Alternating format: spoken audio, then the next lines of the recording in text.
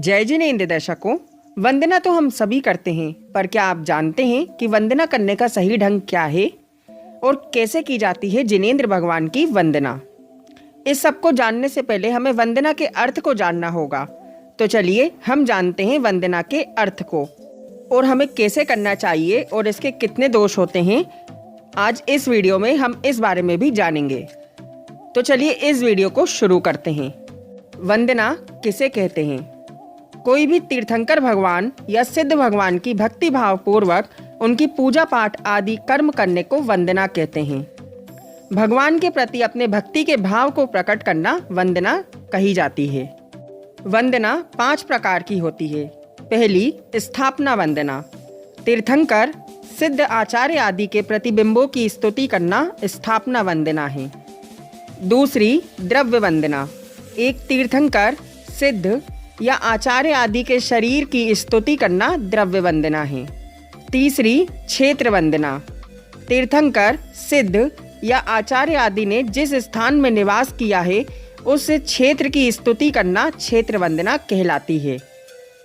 चौथी, काल वंदना।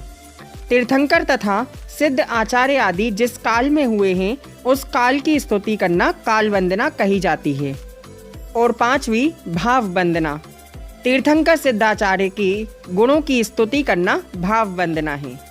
कृति कर्म, चिति कर्म, पूजा कर्म और विनय कर्म ये सब वंदना के ही दूसरे नाम हैं। अब जानते हैं इन नामों के अर्थ को। जिन क्रियाओं से 8 प्रकार के कर्म काटे जाते हैं अर्थात पाप नाश के उपाय को कृति कर्म कहते हैं। जिससे तीर्थंकरत्व आदि पुण्य कर्म का बंध होता है उसको चिति कर्म कहते हैं। जिसके द्वारा अरहंत आदि पूजे जाते हैं ऐसे मंत्रों के उच्चारण कर पुष्पमाला चंदन आदि जो अर्घ दिए जाते हैं वह पूजा कर्म है। और जिससे कर्म दूर किया जाता है अर्थात कर्मों का आना, उनका हमारी आत्मा से बंधना और हमें सुख दुख देने वाले कर्मों को खत्म करने की क्रिया को विनय कर्म कहते हैं। इसी का दूसरा नाम शुश्रूषा भी है। दर्शकों, अब जानते हैं वंदना के 32 दोषों को। इन दोषों के बिना जो वंदना करी जाती है वही कर्मों का नाश करने वाली है। हमें हमेशा इन 32 दोषों के बिना ही वंदना करनी चाहिए, जो इस प्रकार है। पहली, अनादरत अर्थात वंदना में आदर भाव नहीं रखना। दूसरी, स्तब्ध 8 प्रकार के मद में से किसी के वश में हो जाना। तीसरी, प्रविष्ट अरहंत आदि के अत्यंत निकट होकर वंदना करना। चौथी, परिपीड़ित अपने दोनों हाथों से दोनों जंघाओं या घुटनों का स्पर्श करना। पांचवी, दोलायित झूले पर बैठे हुए के समान अर्थात हिलते हुए वंदना करना। छठवीं, अंकुशित अर्थात अपने ललाट पर अपने हाथ के अंगूठे को अंकुश की तरह रखना। सातवीं, कच्छ परिंगित बैठकर वंदना करते हुए कछुए के समान रेंगने की क्रिया करना। आठवीं, मत्स्योद्वर्त जिस प्रकार मछली एक भाग के ऊपर करके उछला करती है उसी प्रकार कटी भाग को ऊपर निकालकर वंदना करना। नौवीं, मनोदुष्ट मन में गुरु आदि के प्रति द्वेष धारण कर वंदना करना अथवा संक्लेश युक्त मन सहित वंदना करना मनोदुष्ट वंदना कहलाती है।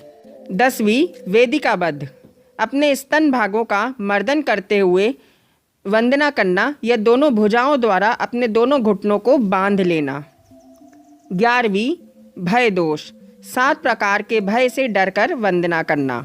12वीं, विभ्य दोष गुरु आदि से डरते हुए वंदना करना।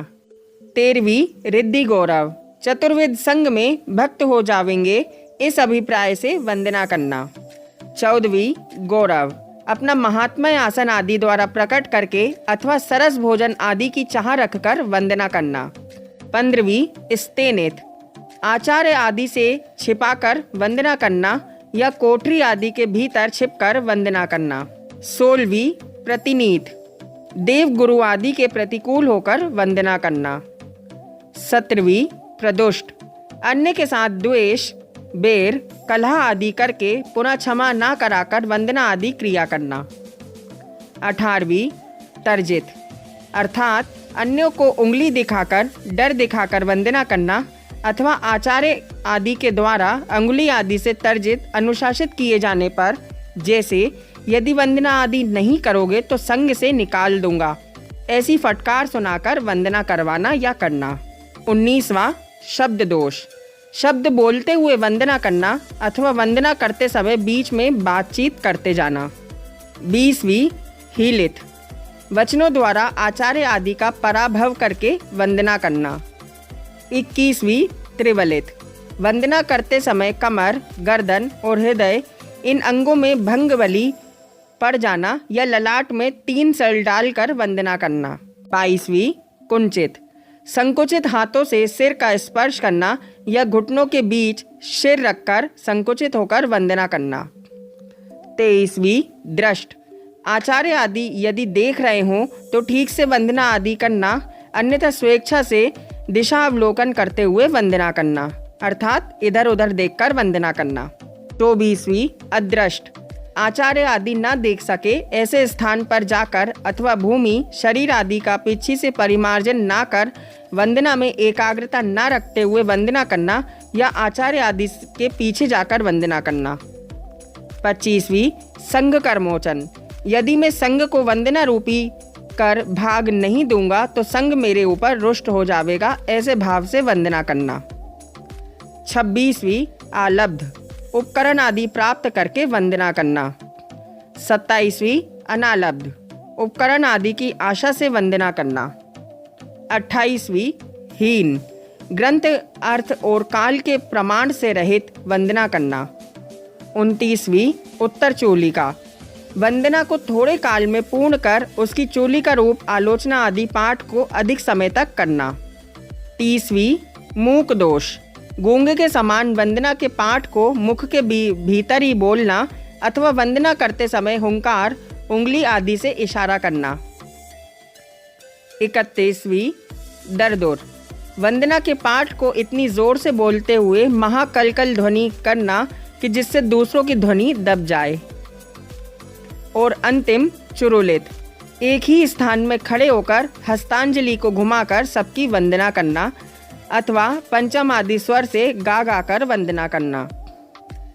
तो दर्शकों, आज के वीडियो में हमने वंदना के अर्थ को और उसके प्रकार और दोषों के बारे में जाना। अगर आपको हमारा यह वीडियो अच्छा लगा तो इस वीडियो को लाइक एंड शेयर करना ना भूलें, और अगर आप हमारे चैनल पर नए हैं तो जिनवाणी ज्ञान चैनल को ज़रूर सब्सक्राइब करें। हम मिलेंगे नेक्स्ट वीडियो में ऐसे ही इंटरेस्टिंग टॉपिक के साथ। तब तक के लिए जय जिनेंद्र।